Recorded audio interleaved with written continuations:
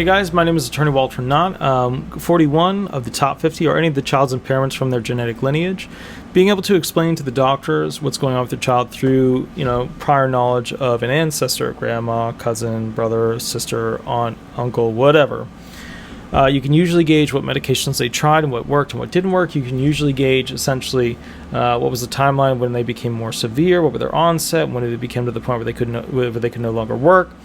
These are all things that are helpful to explaining to the doctor so that the judge can read it from the medical evidence and then be able to be used to show how the child is genetically capable of getting that severe and is now that severe. And one of the big things that comes with this is that if you can show that cross connection about somebody who might also have been found disabled, that's really strong information to show to the judge continuity of genetic issues that become severe and therefore limit the abilities of the child and also of essentially the past lineage of that person. So something to think about.